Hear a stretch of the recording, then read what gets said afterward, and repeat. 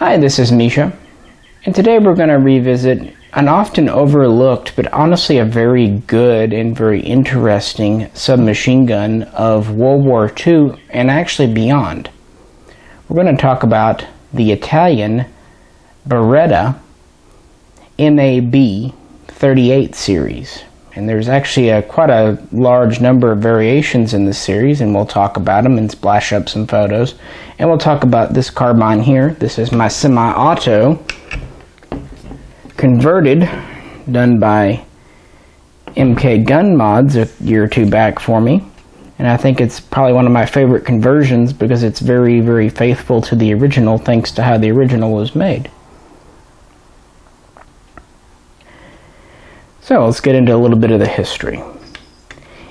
A lot of people believe that the first military issue submachine gun was the MP-18 issued by Imperial Germany towards the end of the First World War. And this is technically true to some extent. However, in some ways, Italy was the leader.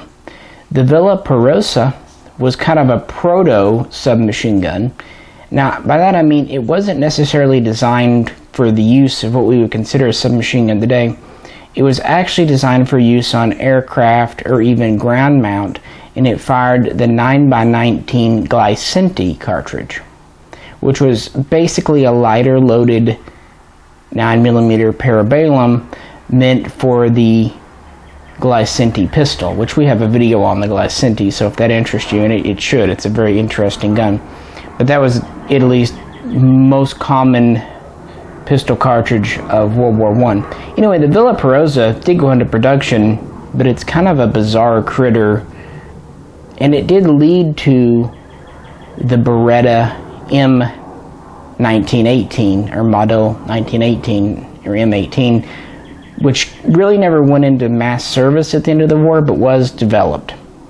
Now, this version, the M18, would lead to a post-war version known as the 18/30. Now, like the Villa Perosa, these were still firing 9x19 Glicenti. Now, the 18/30 was primarily designed for police use, and even a semi-auto version was common. It's mostly what it was. And some came over to the USA. I don't own one, but I've seen one. There was one at Knob Creek a couple of years ago. Quite interesting. It had a relatively short barrel at about 12 inches. It fired from an open bolt that was semi-only. And these are grandfathered in because they were imported before the 1934 NFA, National Firearms Act, and also they predate all of the SBR stuff, much like how a lot of the stocked pistols are considered to be exempt. Well, so are the 18/30s that are in the country. Now, those were all firing the lighter cartridge. This would lead to the gun here. Around 1935, Beretta's chief arms designer, who had worked on the Model 1915 pistol and other guns, Tullio Marenghi, began work on a submachine gun, essentially a strengthened and more militarized version. And that became this. This is the MAB 38. And MAB stands for essentially Beretta Automatic Musket, or Beretta Automatic Rifle, if you will. It was originally designed for police use as well as special forces. It wasn't initially designed for just mass battlefield infantry use. The original gun, the original 38 and the subsequent 38A, were really the last of the so-called first generation submachine guns. And by that I mean, and we have a video on the evolution of the submachine gun that can really get into the different generations if that interests you. But by that I mean, we have an actual milled receiver, not stamped steel. We have a longer barrel. This is about 12.5 inches plus the compensator. We have a Cutts style compensator. We have a barrel shroud, as you see. We have a nice finely adjustable rifle style rear sight, where you can set the elevation. The front sight can be drifted to set windage. Of course, we have a full wood stock here. It has a trap in the butt, very Carcano style, for a cleaning kit.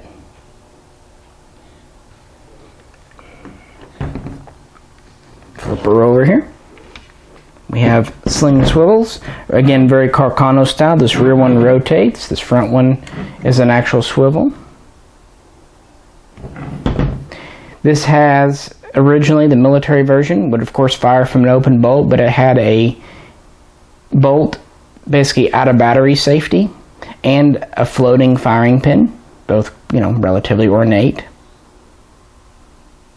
We have a manual safety here. And quite interestingly, we have a 2-trigger system. Front trigger is semi-only, one shot with every pull. Rear trigger is just for effect on this one, it's completely disconnected. But in the military version, it would be full auto. So instead of having a selector, we have 2 triggers. Now this might seem confusing, but they were pretty smart about it. The semi-auto trigger is very smooth and it's offset to the right. The full auto trigger is very ribbed and it's offset to the left. So it's a very tactile, you could be able to figure it out quite easily. And again, we have a manual safety over there too. Disassembly is quite easy, we'll get to that in a minute. We have a pretty recessed mag catch here, and the mags that Beretta manufactured for these actually were very, very ahead of their time. These are double stack, double feed magazines. This is a 30-round version, pretty standard.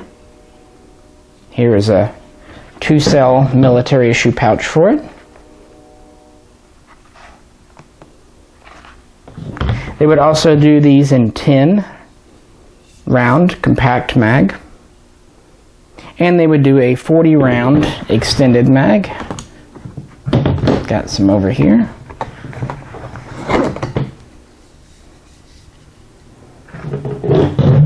And the reason these are really ahead of their time, this would directly inspire the Uzi magazine, which in turn would inspire many other magazines. There are quite a few mags that are along the same line.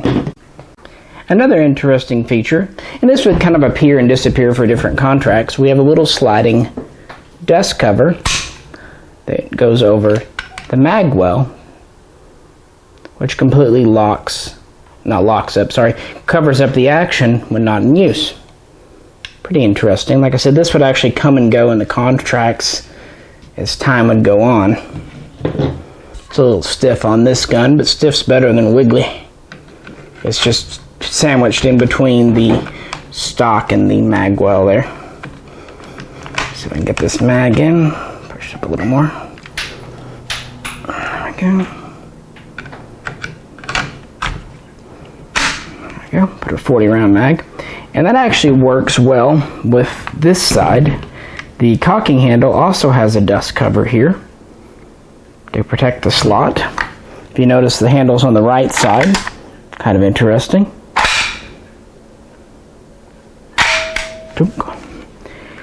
On the left is our ejection port. You can see the the stock is actually stepped down for it there.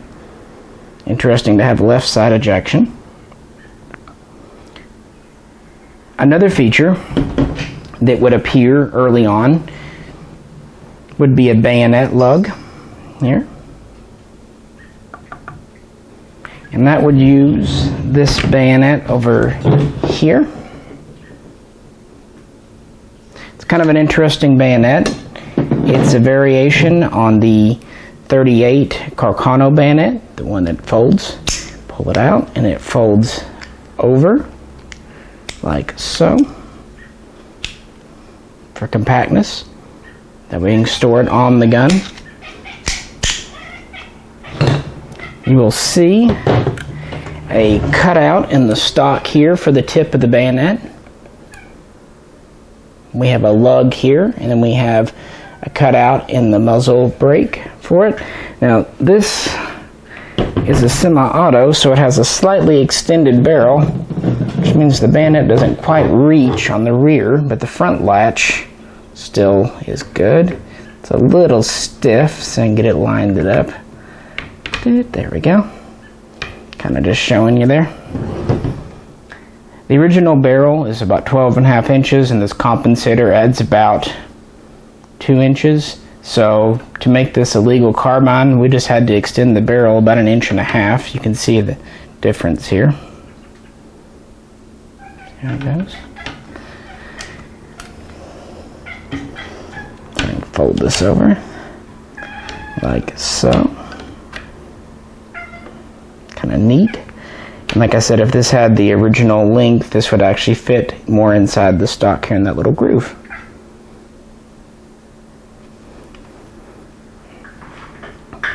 So yes, it had a lot of interesting features, mechanically and just for safety and other things. And that's why it is really the last of the first generation subguns. So these would be developed, and then the military would first take a look at them in 1939 and really wasn't interested. The Italian military didn't see a lot of use for this. To be fair, the military didn't have a lot of funding. They were trying to switch over to the 7.35 round, getting rid of the old 6.5 Carcano. However, early on, the Italian Ministry of Colonies would actually purchase a number of these for use by police and other units serving abroad. These would see quite a bit of use in Africa. And so Beretta would sell in relatively small but consistent numbers of these from 1939 to 1941 to the Ministry of Colonies. The Air Force, Navy, and Italian Marines would also purchase some in relatively small numbers for special forces. And the Army would purchase some for paratroopers, and the military police would purchase some. Now, the original 38 would have the bayonet lug. There would be the 38A introduced around 1940, 1941, which was a very similar gun. It was just tweaked a little bit for the Army. They would update the compensator a bit to make it a little simpler and also stronger. And most 38As would not have the bayonet lug because it wasn't really seen as necessary. Some guns would retain it like this, mostly for police use, because the bayonet was considered a good thing to still have if you were guarding prisoners or so on and so forth. Partly at intimidation, partly as a non-lethal way to kind of literally poke someone in the back to keep them moving. So mostly police and MP guns would retain the lugs, whereas the standard military ones, they would drop it. And of course when they did that, they would get rid of the cut in the slot and the cut up here as well. Now, unlike the earlier guns, these would be firing the full power 9x19 Parabellum Luger cartridge. They were strong enough, milled receiver, so on and so forth. Of course, by 41, the war was really in full gear. Italy had dropped the whole 38 with the 7.35 cartridge, going back to the original Carcano 6.5 round. And this would actually lead to a simplified wartime version known as the 38-42. This would go to a shorter barrel at about 10 to 10.5 inches. We would get rid of the shroud. We would go to a much more simplified compensator that was integral to the barrel. We would go to a simplified rear sight.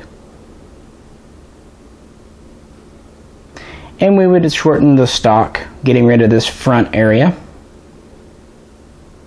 Obviously the bayonet lug would be gone, the dust cover for the magwell would be gone.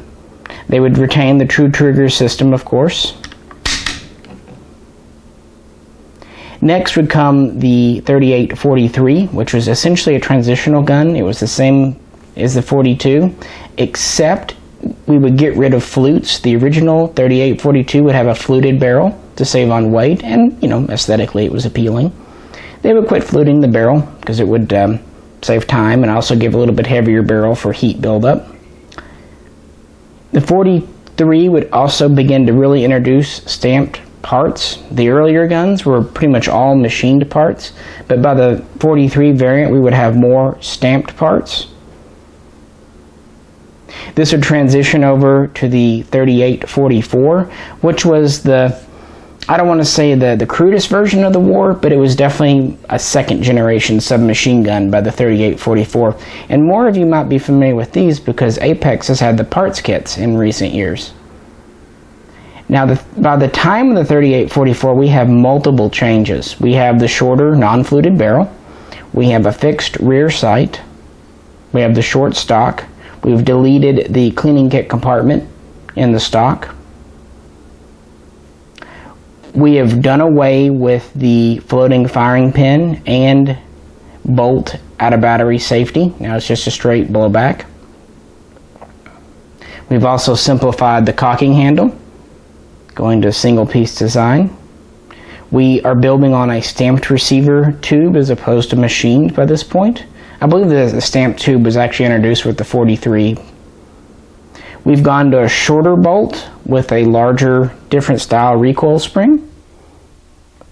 This rear part on the original guns is actually two pieces. You press in and then this unlatches. Later they would go to a simple flat piece that just unscrews with one unit there.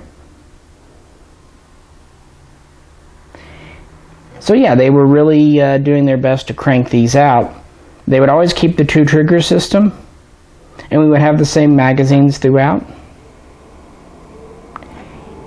It's worth saying that by 42, Beretta would start to really ramp up production. Before that, they would produce these in relatively small numbers, but from late 42 through 45, they would make them in ever more numbers.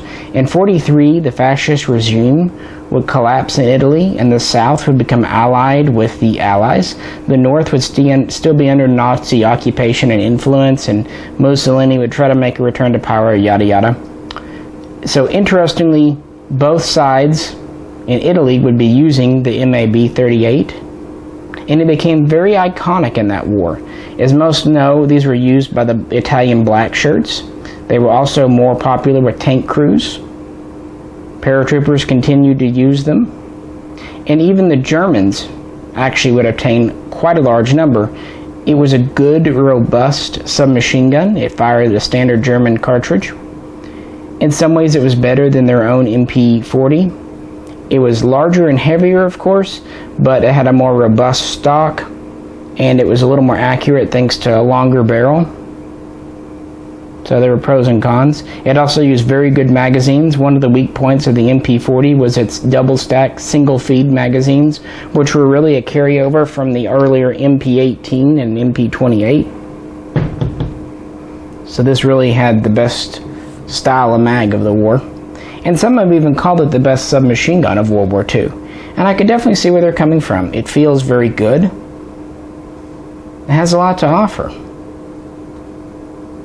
These would also be used in large numbers by Romania, and Argentina would acquire some. So they saw a little bit of use outside of Italy, which was really the first when the Beretta guns started to be seen outside of Italy. Before that, most of their guns, especially military guns, were disused by the Italians. After the war, the 38-44 variant would remain in production and remain in Italian military service. It would be replaced by the 38-49 in 1950, which is basically just a slightly updated and modernized version. The 49 could be had with a fixed stock or a folder. It could also have a grip safety. It's actually quite unique because it's for the foregrip. And these would remain in production and service throughout the 50s. Eventually in 1959, Beretta would take the 38 series out, replacing it with the M12 series. However, the Italian military and government would keep many 38s of different variations in service well through the 60s. It really wasn't until the adoption of the 223 guns, such as the AR-70 and later the 70-90, that they would really pull all of these out. So it had a very long history, and not bad really for Beretta's first full military service gun. So let's talk about this semi-auto briefly. We did a video shooting it a few years ago. I'm very happy with it. This is actually one that MK Gun Mods taught me into buying. He had fun making these. As I said, we have already a 12.5-inch barrel plus the compensator. So to make this legal, all we had to do was permanently attach the compensator and extend the shroud out just an 1.5 inches. So it looks very nice. No reason to really worry about SBRing it. Luckily, the kit came with the original receiver, but of course it was demilled to ATF specs. So MK Gun Mods re-welded it, and this preserved much of the original markings, which is pretty neat. So the barrel and receiver are original. Even the internals are mostly original, of course. It's modified to fire from a closed bolt only. This 140 round mag's sticky. It's got Cosmoline on it. See here? It still disassembles. That's on the original. You press in, and then you rotate. Doot. There's our end cap. We have 2 springs, of course, because of being a semi-auto striker fire. We have our striker spring and then our main spring. Originally we would just have one skinny spring. That was the common one.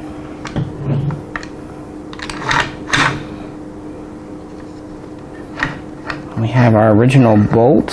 The rear section has been cut off and made into a striker. The front of the bolt is the original. Just dump this out into my hand. Since this had a floating firing pin, it meant we could use the original bolt without having to really modify it. We just use the original firing pin, like I said, cutting the tail off. Basically, this comes back and then gets hit by its striker here. And it was a really nice, neat semi-auto conversion. We have the original semi-auto trigger that did not have to be changed. It still uses the safety. The full auto trigger is here, but doesn't do anything. It's completely disconnected. None of the guts are in there. Now, originally, MK Gun Mods was using SKS trigger groups on these, which seemed to be a pretty common way of making this semi-auto. But I had the idea of using the original group, and we worked together a bit, and I sent him a complete lower so he could study it, because most of the times with the parts kits, your lower is kind of just all chunked together. In the end, I think it turned out really fun. Now, interestingly, the Italian military issued steel-cased ammunition. This semi-auto works with steel just fine, but it doesn't seem to like brass all that much, and again, not terribly surprising considering what was originally issued with these. So just something to keep in mind if it were ever relevant. I have quite an Italian collection because the stuff has been available, the kits have been around. I have a number of videos, so if you're interested in Italian, check those out, please. Let's get this all lined up.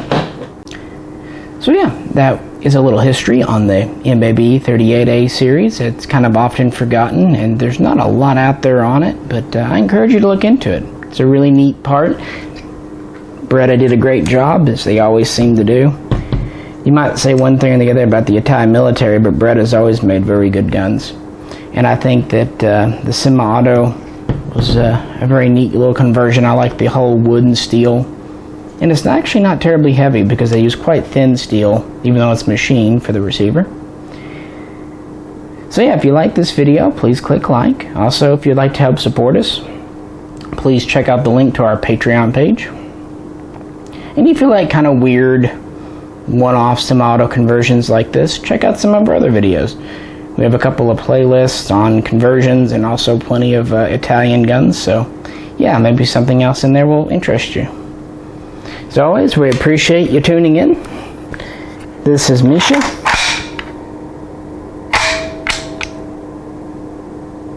And we'll catch you next time.